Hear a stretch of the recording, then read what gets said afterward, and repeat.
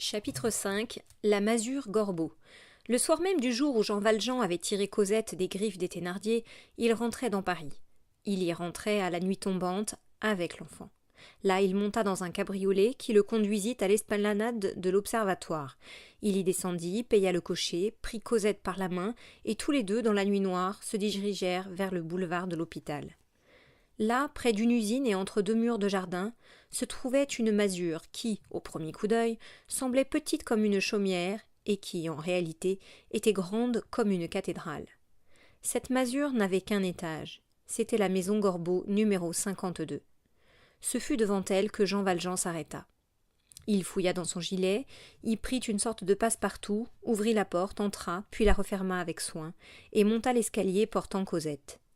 Du haut de l'escalier, il tira de sa poche une autre clé, avec laquelle il ouvrit une autre porte.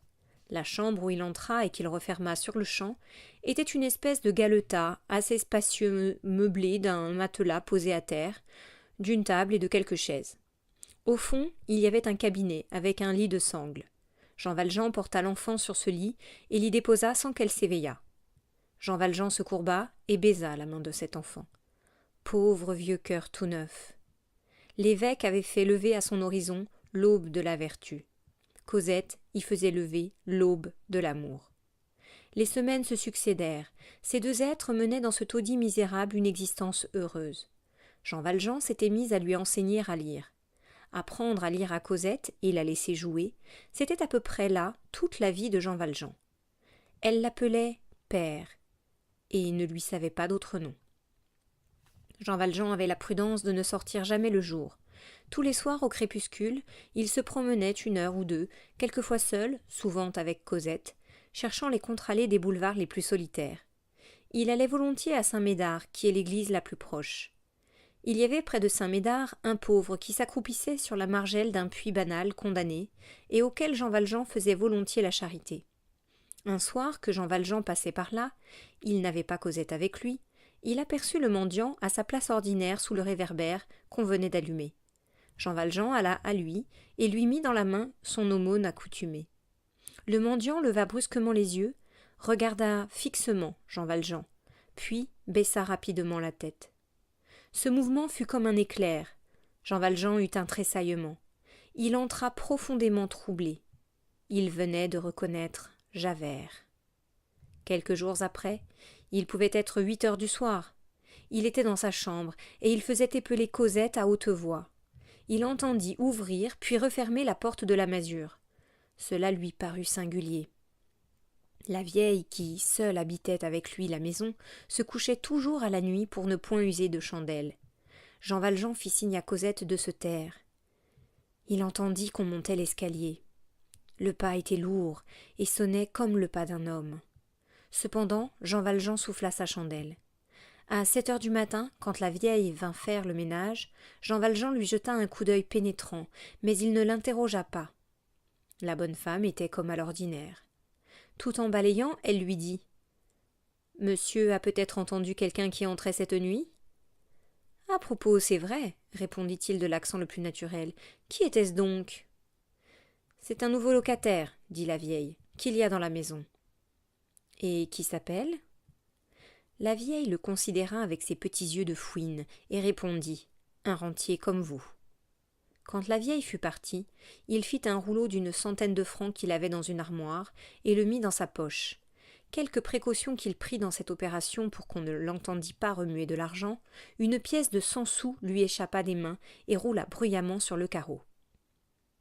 À la brune, il descendit et regarda avec attention de tous les côtés sur le boulevard. Il n'y vit personne. Le boulevard semblait absolument désert. Il remonta. « Viens !» dit-il à Cosette. Il la prit par la main et ils sortirent tous deux. Javert venait de retrouver la trace de Jean Valjean. Chapitre 6. L'homme au grelot. Jean Valjean avait tout de suite quitté le boulevard et s'était engagé dans les rues, faisant le plus de lignes brisées qu'il pouvait, revenant quelquefois sur ses pas pour s'assurer qu'il n'était point suivi. Il gagna le pont d'Austerlitz. Le pont franchi, il aperçut 4 ombres qui le suivaient. Jean Valjean eut le frémissement de la bête reprise.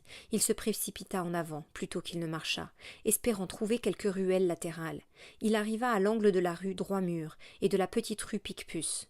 Là, un bâtiment s'abaissait au point de n'avoir plus qu'une muraille dessinant un pan coupé, fort en retrait. Un tilleul montrait son branchage au-dessus du pan coupé, et le mur était couvert de lierre. Cosette le considérait sans dire une parole. Jean Valjean la saisit, la mit sur son dos, et bientôt il se retrouvait dans un jardin. Bien que l'heure fût tardive, Jean Valjean entendit un bruit singulier. C'était comme un grelot qu'on agitait. Ce bruit était dans le jardin. On l'entendait distinctement, quoique faiblement. Il regarda et vit qu'il y avait quelqu'un dans le jardin. Cet être paraissait boiter. Il marcha droit à l'homme. Il avait pris à sa main le rouleau d'argent qui était dans la poche de son gilet. Cet homme baissait la tête et ne le voyait pas venir. En quelques enjambées, Jean Valjean fut à lui. Jean Valjean l'aborda en criant « 100 francs à gagner, si vous me donnez asile pour cette nuit. » La lune éclairait en plein le visage effaré de Jean Valjean. « Tiens, c'est vous, Père Madeleine ?» dit l'homme. Ce nom ainsi prononcé, à cette heure obscure, dans ce lieu inconnu, par cet homme inconnu, fit reculer Jean Valjean. Cependant, le bonhomme avait ôté son bonnet et s'écriait tout tremblant. « Ah, mon Dieu, comment êtes-vous ici, Père Madeleine? Par où êtes-vous entré? Dieu Jésus! Vous tombez donc du ciel !»« Qui êtes-vous? Et qu'est-ce que c'est que cette maison-ci » demanda Jean Valjean. « Ah, pardieu, voilà qui est fort !» s'écria le vieillard. « Je suis celui que vous avez fait placer ici, et cette maison est celle où vous m'avez fait placer. » Il se tourna. Un rayon de lune lui dessina le profil, et Jean Valjean reconnut le vieux Fauchelevent. « Ah !» dit Jean Valjean, « c'est vous ! Oui, je vous reconnais. »« C'est bien heureux !» fit le vieux d'un ton de reproche. « Et que faites-vous ici ?» reprit Jean Valjean. « Qu'est-ce que c'est que cette maison-ci » Les souvenirs revenaient à Jean Valjean. Le hasard, c'est-à-dire la Providence, l'avait jeté précisément dans ce couvent du quartier Saint-Antoine où le vieux Fauchelevent, estropié par la chute de sa charrette, avait été admis sur sa recommandation. « Le couvent du petit Picpus, vous m'y avez fait placer jardinier. » Jean Valjean s'approcha du vieillard et lui dit d'une voix grave. « Père Fauchelevent, je vous ai sauvé la vie, eh bien, vous pouvez faire aujourd'hui pour moi ce que j'ai fait autrefois pour vous. » Fauchelevent prit dans ses vieilles mains ridées et tremblantes les 2 robustes mains de Jean Valjean, et fut quelques secondes comme s'il ne pouvait parler. Enfin, il s'écria. « Oh, ce serait une bénédiction du bon Dieu si je pouvais vous rendre un peu cela. Moi, vous sauver la vie. Monsieur le maire, disposez du vieux bonhomme. Que voulez-vous que je fasse ?» reprit-il. « Je vous expliquerai cela. Vous avez une chambre ? J'ai une baraque isolée, là, derrière la ruine du vieux couvent, dans un recoin que personne ne voit. Il y a 3 chambres. »« Bien, » dit Jean Valjean. « Maintenant, je vous demande 2 choses.